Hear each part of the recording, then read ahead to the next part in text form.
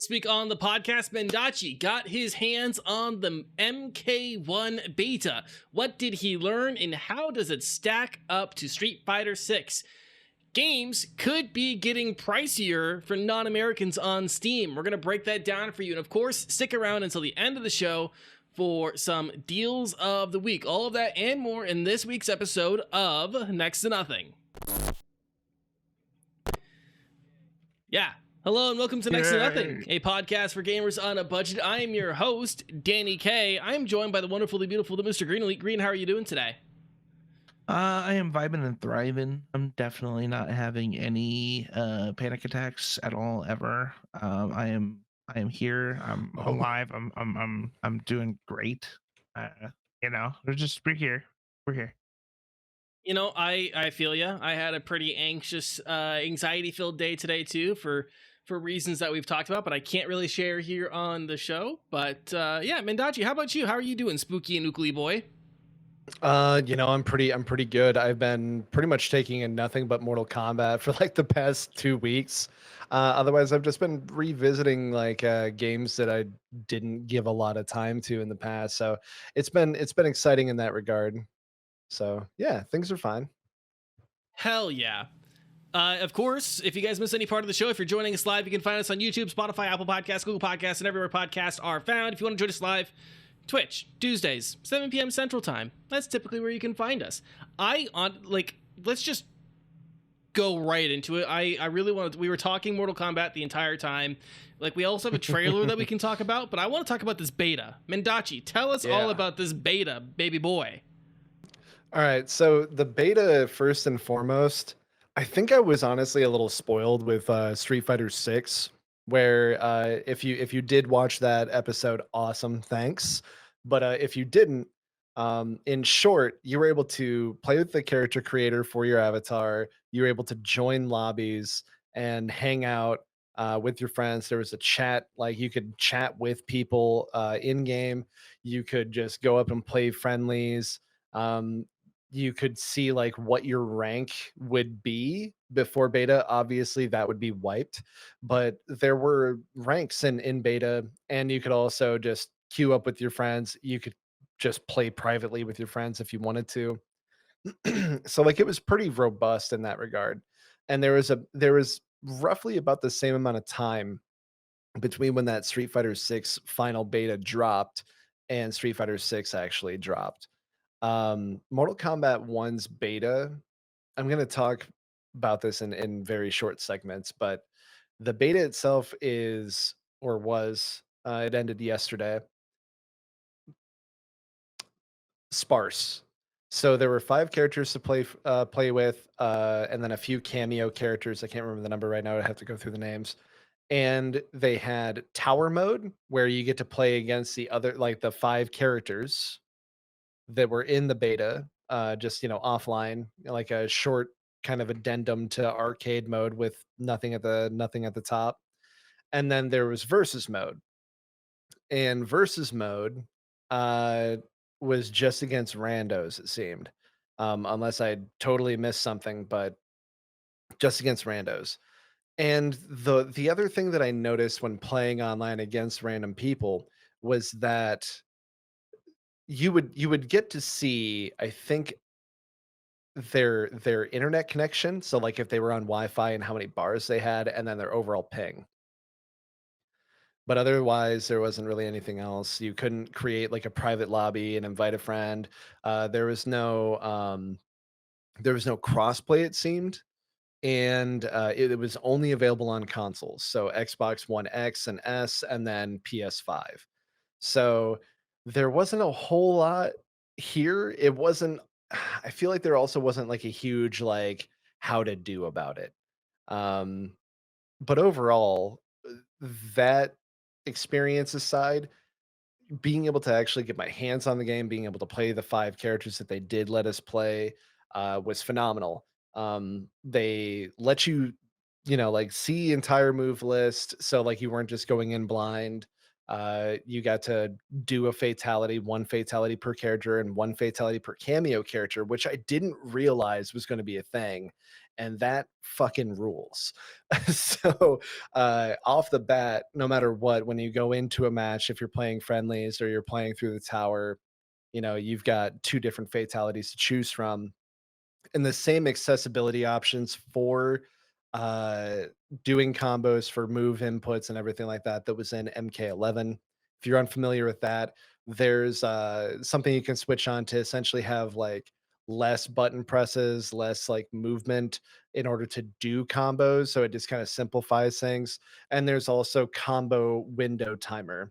So if you like having your combo timer like how long you can take to punch in buttons to be a little bit more lenient with you, there's that. So it'll give you a few extra frames to put in your combos.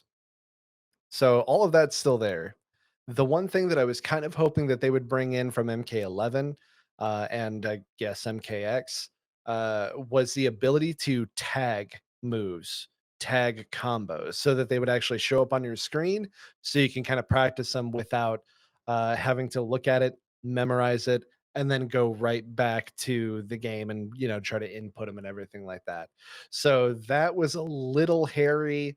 Um, but I gotta say, when you get into the meat and potatoes of MK1, um, everyone flows so well. The characters in previous titles to me have always felt really heavy and really clunky, and that's typically what other games really had a leg up on them for.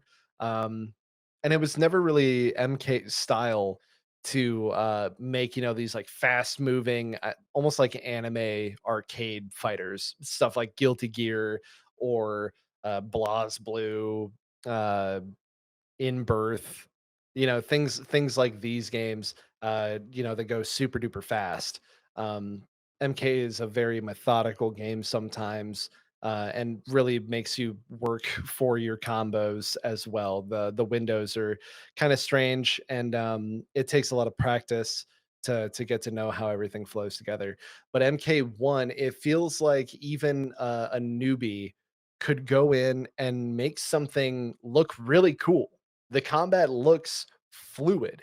The animations here they've allowed the characters to do while moving, while hitting, the reactions to being hit, everything like that looks so damn good. And the specials, everyone has what seems like so far very unique setup, very unique play. And I got to play through like the entire roster, my favorite one being Lee May, because she is just so flashy. Her combos just look so damn good, and you've got a lot of different things that you can actually do with her. So, that being said, I definitely enjoyed my time with her the most. Secondly, being Kenshi, who has a secondary fighting stance known as the Sento stance, which is when he brings out the katana.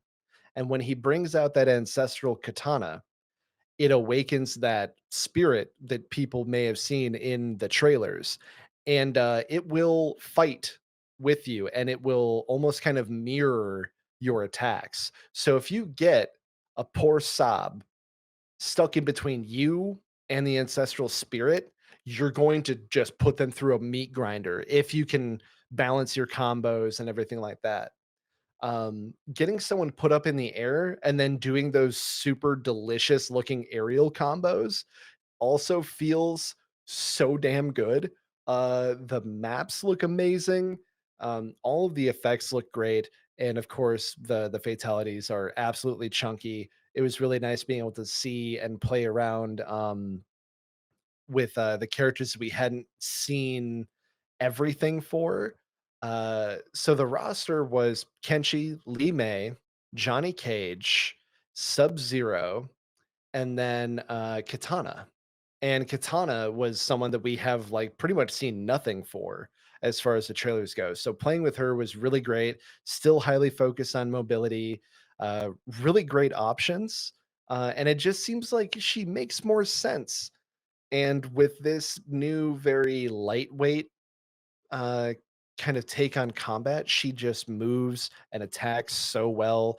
Everything looks really flashy and feels really good. The combos too, when you land blows or when you see how you're setting up these attacks, is just really great. It's not just like punch, punch, kick. You know, like there's some setup with katana. It's like a blade slice, throwing a blade behind you, and then doing like a downward punch, catching the fan with your other hand and doing a slash and landing a kick that sends them spiraling forward. To which then maybe you sprint towards them or you do a super to, you know, fly over to them to, you know, keep that pressure on them. There's still wake up attacks.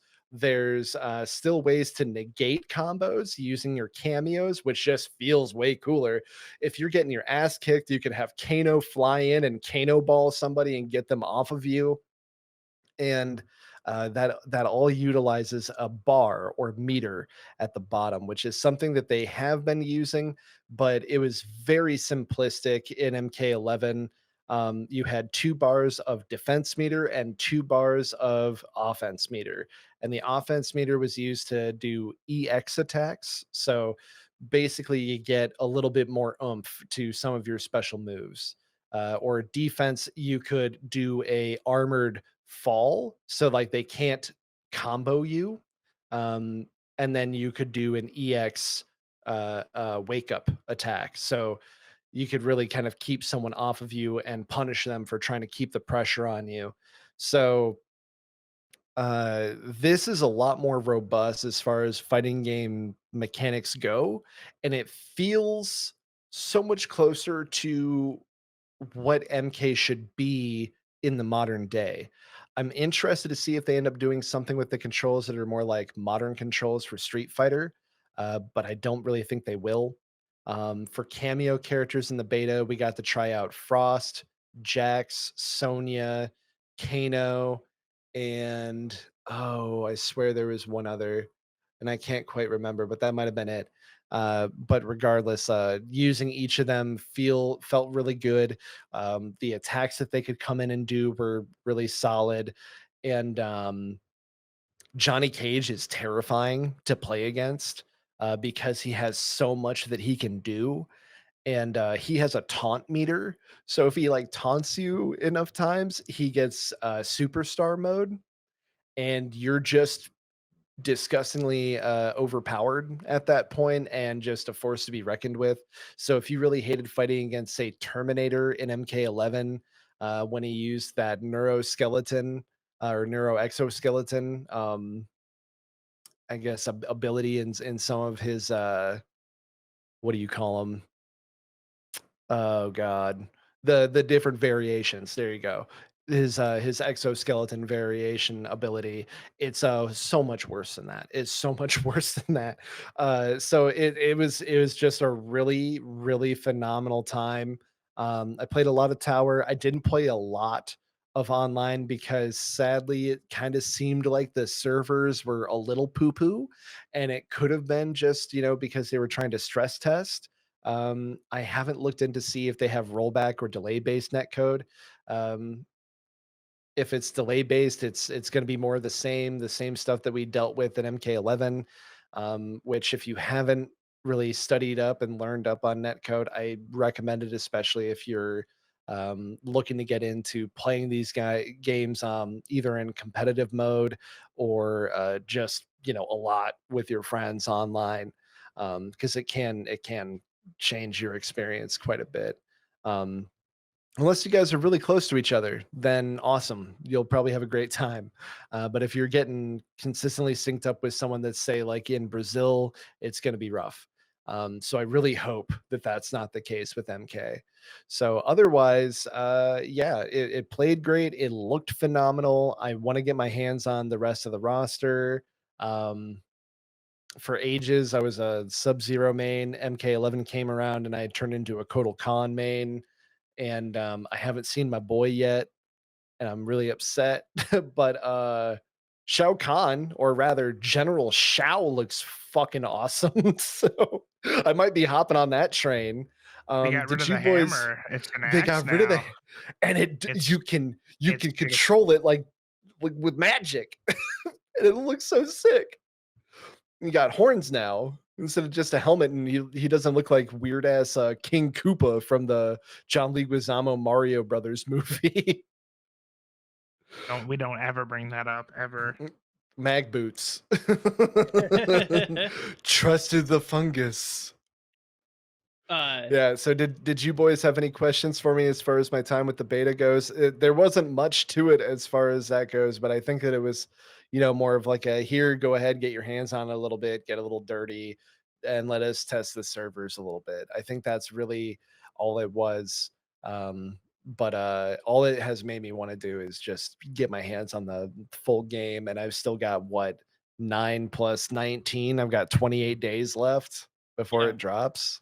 So I'm a very, very casual Mortal Kombat fan. I really more appreciate it for its ridiculous storytelling. Were there any kind of clues in the beta outside of like the trailers? Was there any other new like pieces of information that you could pick up that might lead to some lore?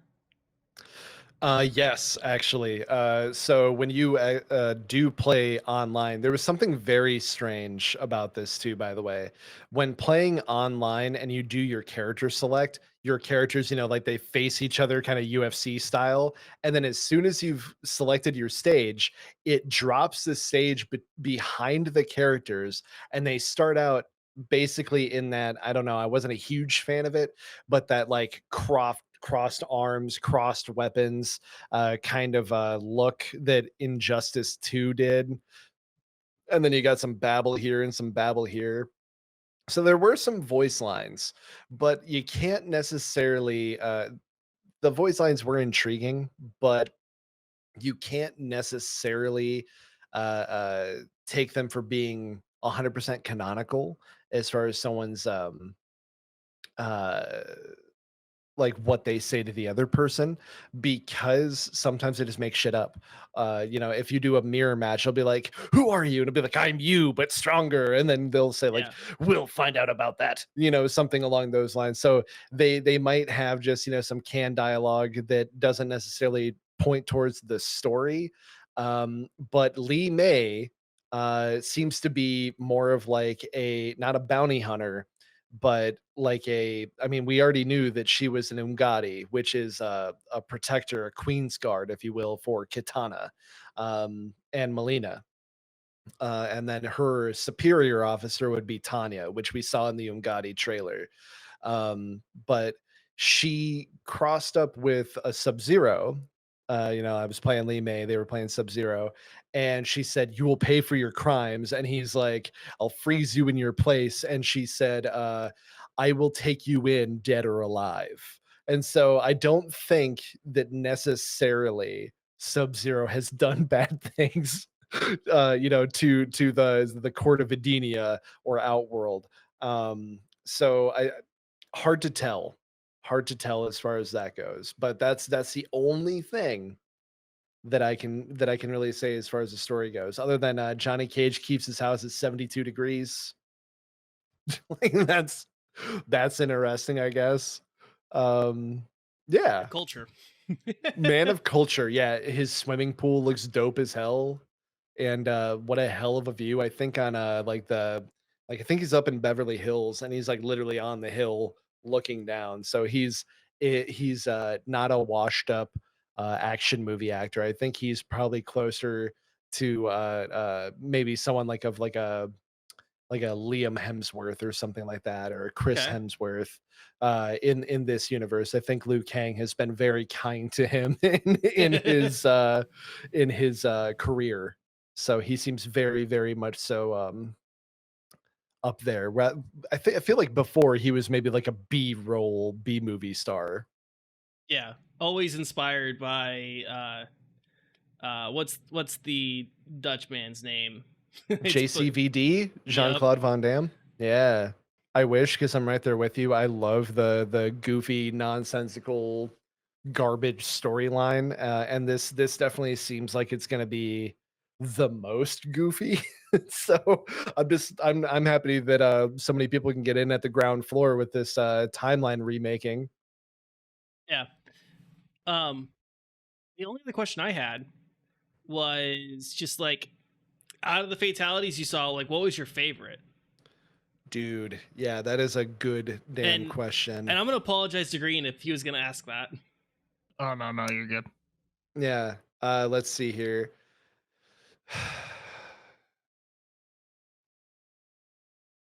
So you should apologize more to me, I feel. Right. Yeah. It just sounds good.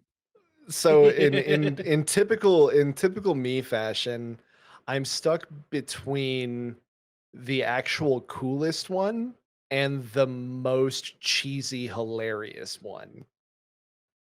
So I think I'm gonna just say both of them. So Kitana's Royal Blender is nuts.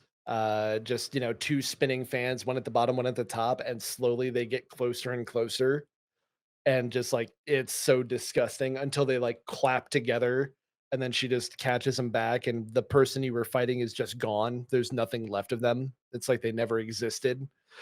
Just really, it's simple and clean, just nice. My favorite being of the cheesy kind with the cameo characters. Um, the cool thing actually is that all of these cameo characters, they have the fatality that they first had when they first showed up. So Sonya Blade has Kiss of Death, and Kano has the rip your heart out of your chest fatality.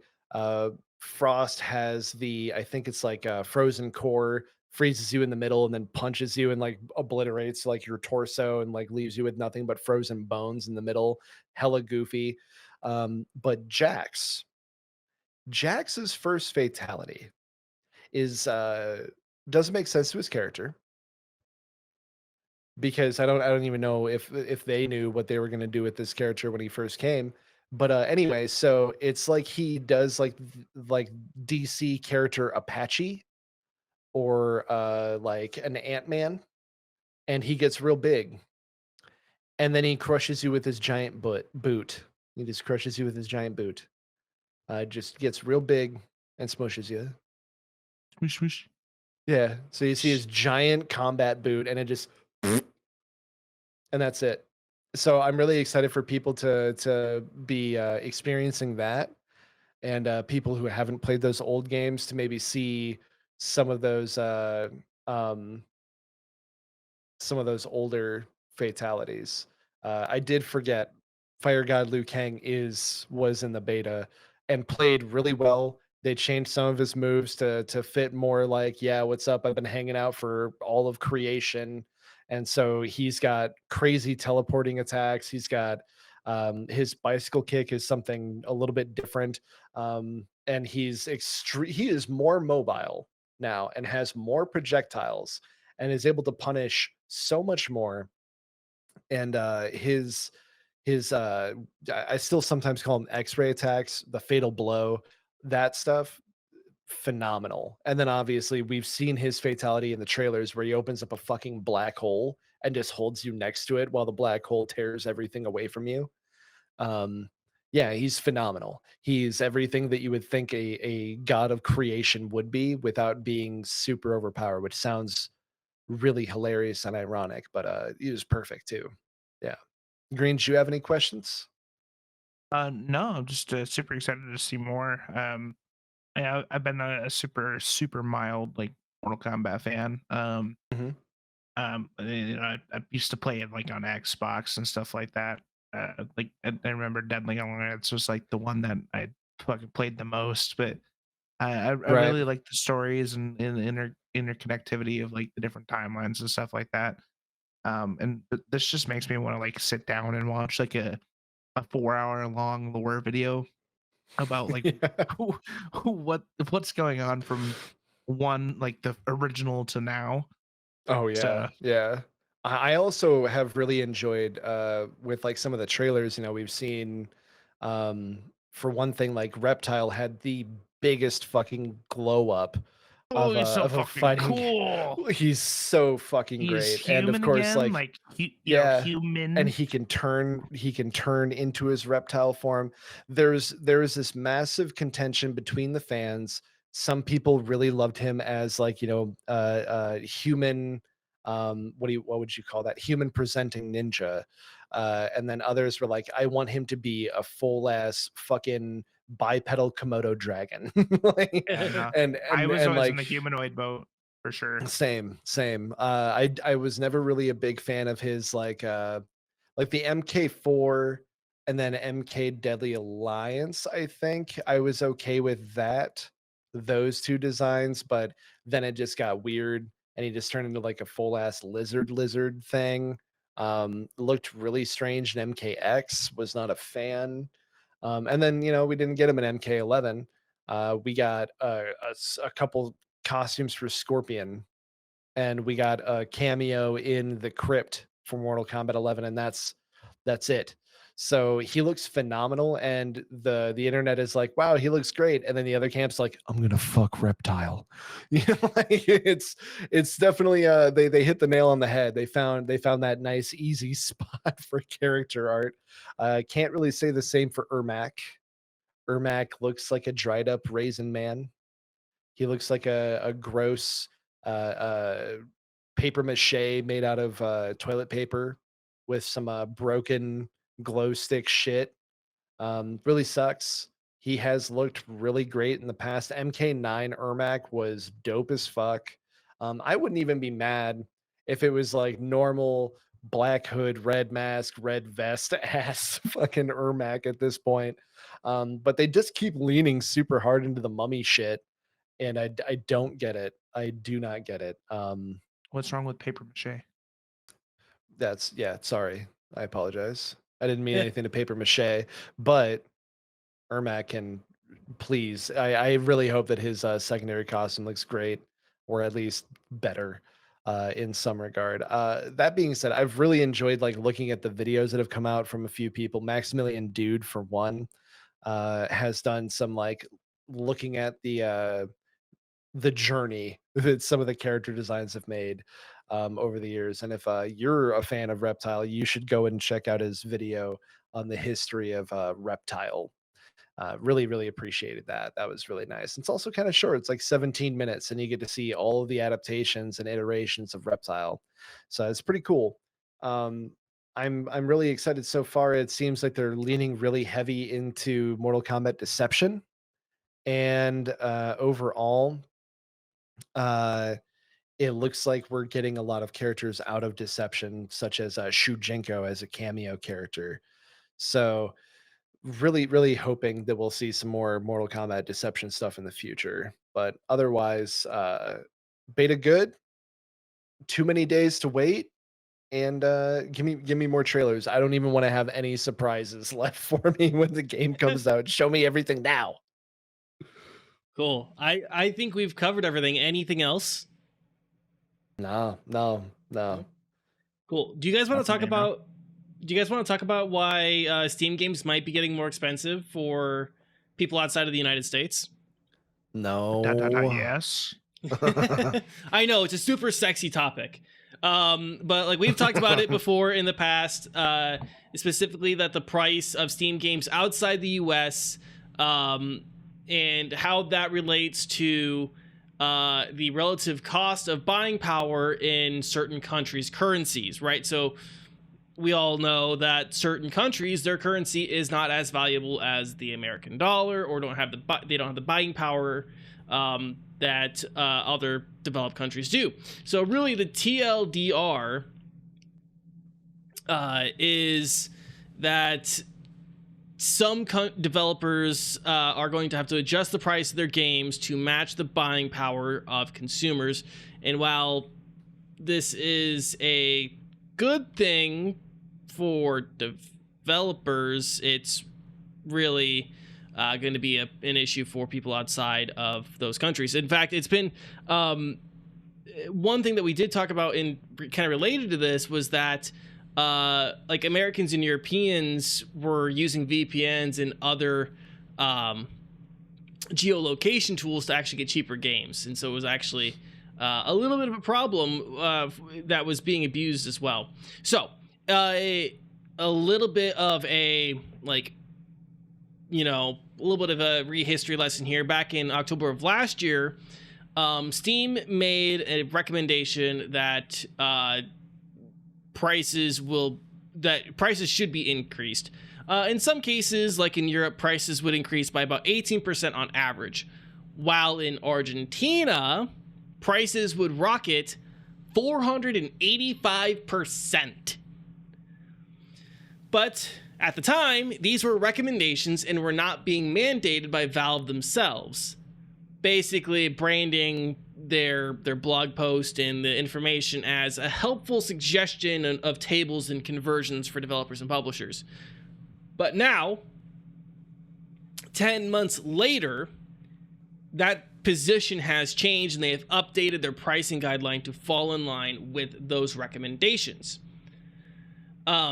So breakdown of the rules, right? Steam's lowest possible base price, unless it's free, is 99 cents. You can't sell a game unless it's on sale for less than 99 cents. And even then, you can't sell for less than 50% of the game's value. So the lowest possible price for a game that you can have in on Steam is 49 cents.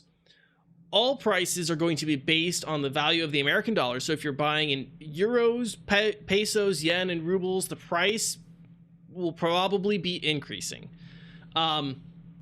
An example that PC Gamer provided in their coverage, and I think this is just a really good example, is they took Vampire Survivor, which is currently selling in Argentina for the equivalent of 85 American cents.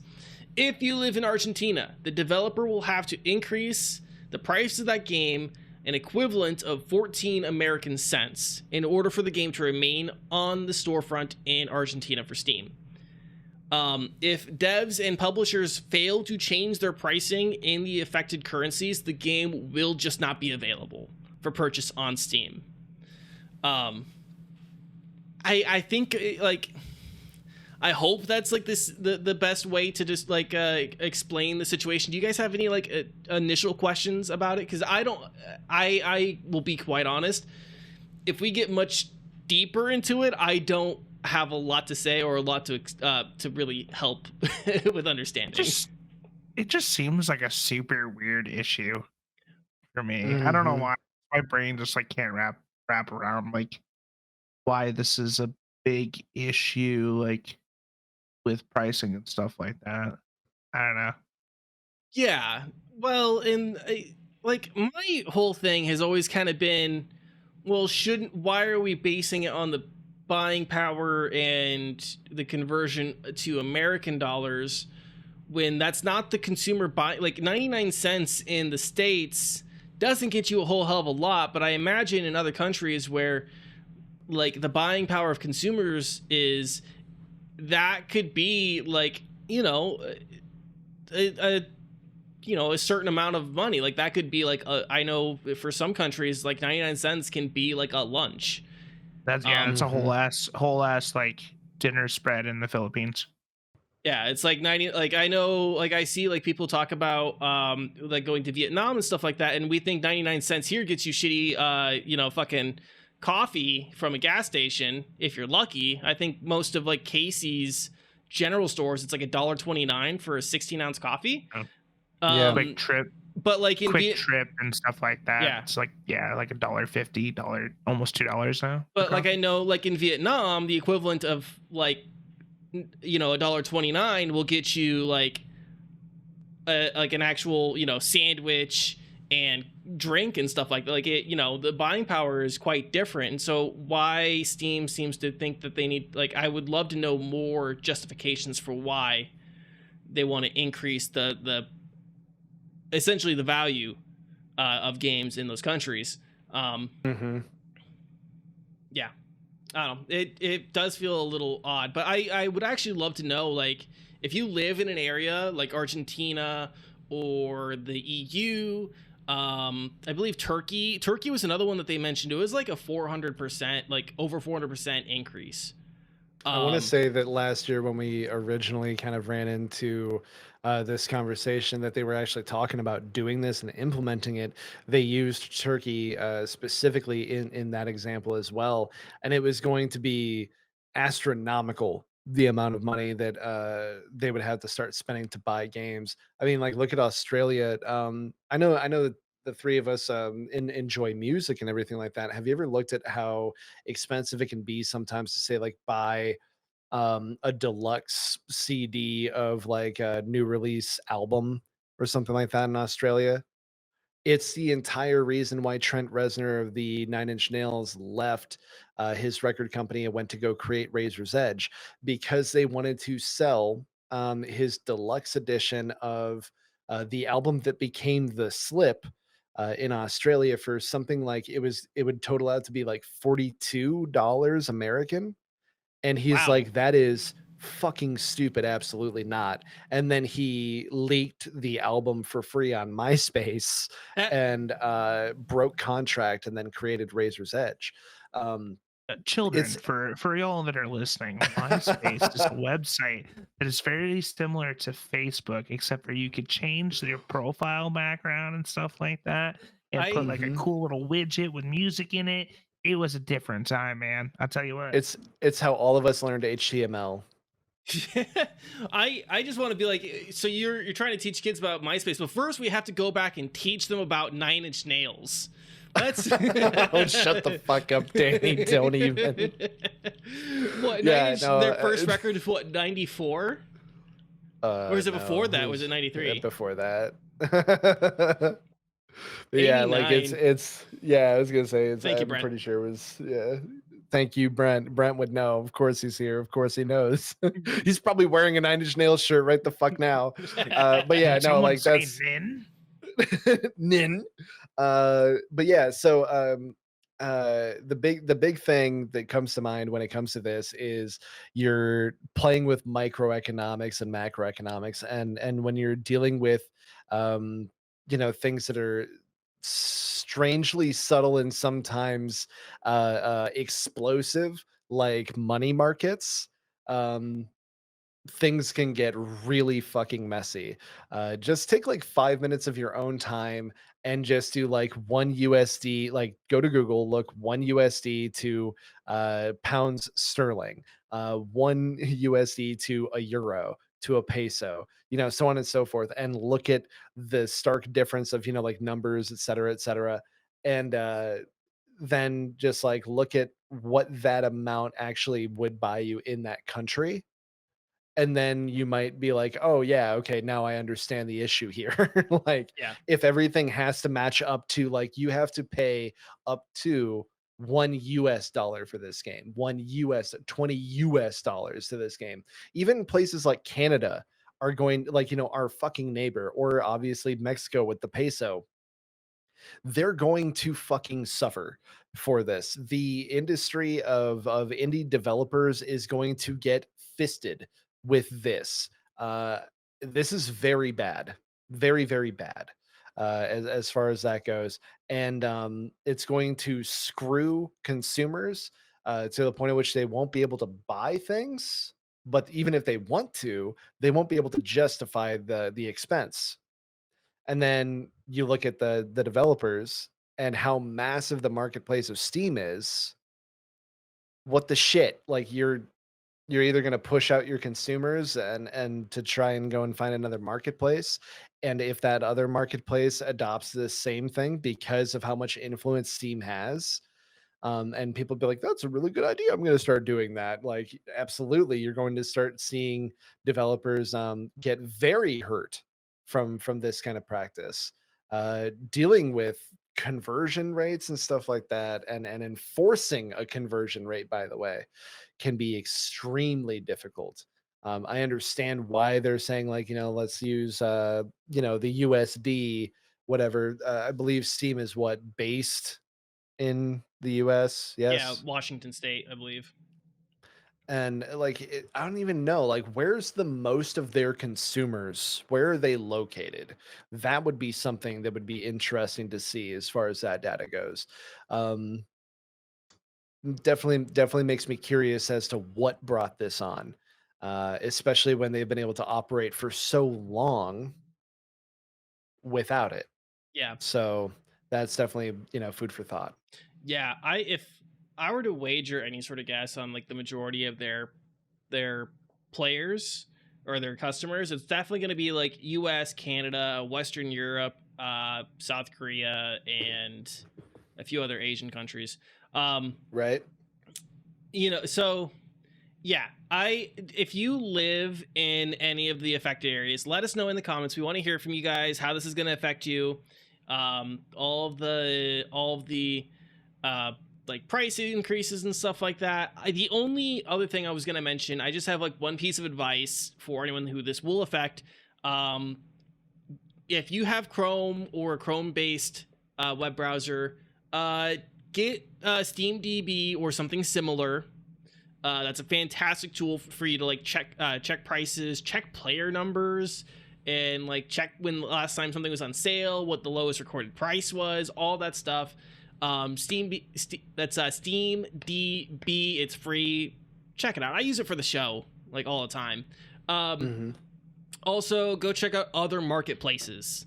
Right? Don't just rely on Steam. Go check out other marketplaces. We talk about them on the show, like Fanatical, GOG, Humble Bundle, which of course we're affiliates of.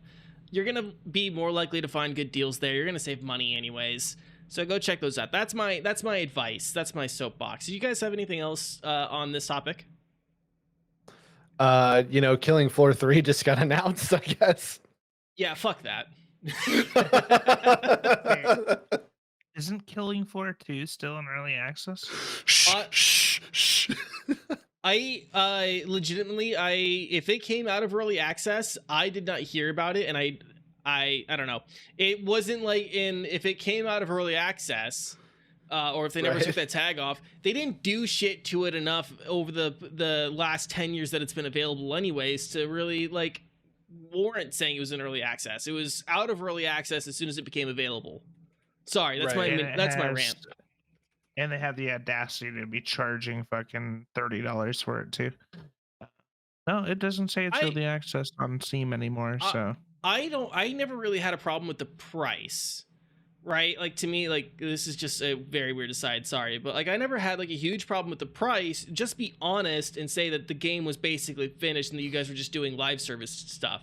And I know that it like came out of early access or it came out onto early access like around the time that like live service really started becoming a thing, and games got their updates, but they never really did enough to the game to ever really qualify it for anything other than just being, well, it was released whenever they say it came out of early access, go back 3 years and it's probably the exact same game. Be 100% honest with you, the game looks like shit. Yeah, I saw it on Twitter, but I haven't actually looked at anything yet, so I don't want to make a judgment based on that. But Killing Floor 2 and how lackluster the whole development of that game was, and how boring the fucking game got because they wouldn't just add like proper content.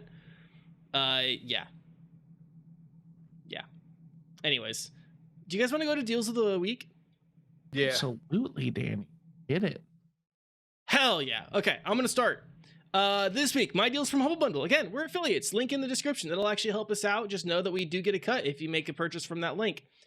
It's the If You Build It bundle for $22, $22 American. You can get games like Prehistoric Kingdom, which is like Zoo Tycoon with dinos, Universe Sim, and The Tenants if you wanted to be a landlord, Other Sims. There's a lot more there. This bundle goes to support the Lotus Outreach Program. So go check that out. Mendacii, what you got? Mine's actually not necessarily on sale, but it is a damn good deal. Brent got me quick too last week on the show. We were live, talked about this. I got a chance to play with them, and holy hell, this kicks so much ass. It is beautiful. It is super fun to play. It is multiplayer. You need to check this out, especially if you're a fan of the old Shooter Goose or just an old Quake fan, or you're interested in the FPS games that influence so much of what we play today. For $9.99, Quake 2 Remastered is on Steam, and you can buy it for yourself and your friends and get gritty with it. And they even added new levels and places in old levels. there's a ton of work and love that went into this. Thanks to, and if I remember right, Night Dive was behind this one. Of course, Brent will probably correct in the chat and tell me that I'm a big dummy. But Night Dive has knocked it out of the park every single time with a remaster. So this is definitely up there. Yeah. Green, what you got? Well, Vampire Survivors is on sale. They just got a new update, which includes a new local co-op, which is pretty cool. Sale's gonna be running until August 31st. It's a whole whopping 25% off, which means that it is $3.74 US. Still under $5, and relatively cheap for a fun-filled game, bullet hell, vampire fuck 'em up game. Hell yeah. Yeah, and they've got 2 DLCs that are also on sale for I think like 50% off. They're like $1.49 or If some you shit. So like you can pick if those you up. bundle it, it's 35% off. So $5.80 for the DLCs plus the base game.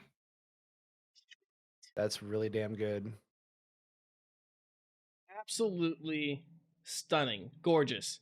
Anything else that you guys want to talk about real quick, or do we just want to talk about what's coming up on our channels? Yeah, that. All right. Don't sexually harass your coworkers. Oh yeah. Is Yeah, that don't do that. Is that a dig at any particular? No. No. No. We at NCN review our stuff ethically and treat each other with dignity and respect. That's all I'm saying. Oh, okay. So that's not a particular dig at any multi-million dollar media company. No, I wouldn't say I'm picking that fight. No. Who would? Who would? All right, Green. What's coming up with you? Anything? I'm not sure. We'll see. I've been stressing with job and wedding coming up, and I haven't really found time to really do anything other than make clips for NCN. So, if I do, it'll probably be Valorant or Tarkov or Hunts. I don't know. But catch me at twitch.tv/MrGreenlee, and everything else is Mr. Greenlee, including TikTok, Instagram, YouTube, all the fancy things. Yeah. Mendacii, how about you? What do you got coming up? I am here. I exist on the Next to Nothing network. So I do not wish to be perceived by mortal eyes anywhere else. So if you enjoy my banter, if you enjoy my candor, then you can find more of that right here on the Next to Nothing network. I play as Handwin Ilmul on the Arcana, which is our D&D show. So if you love D&D and you want to see some live play, go ahead and check that out on our YouTube as well. Otherwise, catch me right here talking about video games and video game news next week, next Tuesday. Sweet. Coming up for me, we don't have. Oh no, I do have VR Arcana, a new VR Arcana coming up. It's a bonus episode with Rex, played by the wonderful and beautiful Zombie Potion. But I do have a lot of prep to do for some more bonus episodes in the next session, and I've still got editing to do. Man, it's wild. It's wild, and I've been struggling with some of the motivation to do the editing and stuff like that. It's a bit of a task. So I'll be working on that stuff and hyping myself up to get it done. But that's pretty much what I've got going on. Otherwise, you can shit post with me on Twitter or X or whatever the fuck it is at Danny K. DANIECAE. Elon, you're an idiot. Don't ruin your branding. Anyways, yeah, that's the whole show. Thanks for watching and listening. If you guys made it this far, you might as well subscribe. Might as well hit that button. Come on, guys. Hit that button. Drop some comments. Let us know what you thought about anything that we talked about. Otherwise, until next week, stay safe, stay healthy, keep fighting those good fights, and we'll see you again next week. Goodbye. X gonna give it to you.